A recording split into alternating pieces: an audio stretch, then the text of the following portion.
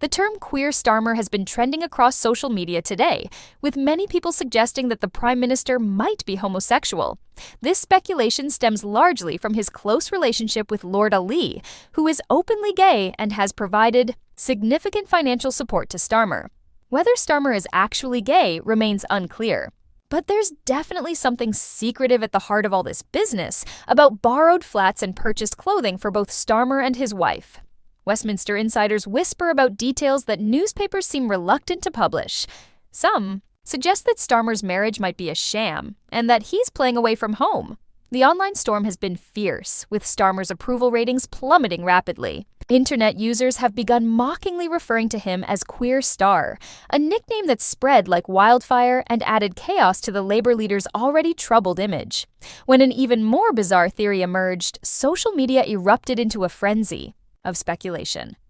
These rumors carry a certain logic when you think about it. Starmer didn't marry until 2007 when he was already 44 years old. This timing raises questions about whether he was crafting the image of a family man to appear more relatable to voters. However, in today's society, where people are increasingly free to live authentically, Starmer wouldn't be foolish enough to deliberately invite speculation about his personal life. The truth is, there seems to be something bigger happening here. Political journalists at Westminster all instinctively feel there's some major fact being hidden from us. There have long been rumors about Starmer's private life, though not necessarily about his sexuality. These whispers concern his past and the true shape of his family structure. This represents an open secret at Westminster that has persisted for years. Newspapers have shown extraordinary restraint in not publishing speculation, even when they might possess more information than they're revealing. Why such restraint?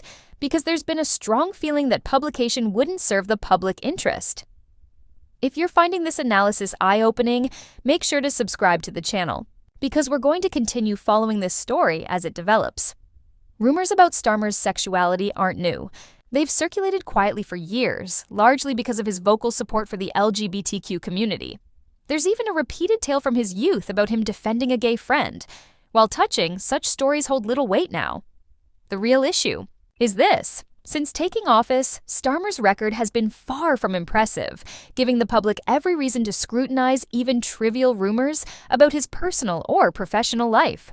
The whispers echoing through Westminster corridors wouldn't matter if Starmer simply focused on his job and delivered on promises instead of constantly managing public perception.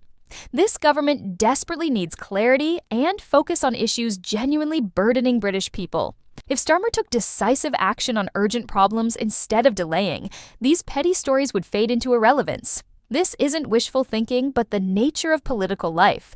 People don't care about a leader's private oddities as long as he's making their daily reality less difficult. Achieving that in Starmer's position is no easy task. If there is a secret, getting it out there now would be wise, because this is becoming dangerous territory. Voters typically don't care about private lives as long as leaders aren't conflicted, hypocritical, or abusing their positions. Unfortunately, Starmer's administration appears to have done all those things. My advice to Downing Street would be simple. If there's more to reveal, get ahead of it so everyone can move on to other targets. Starmer clearly didn't take long to make the public regret giving him power.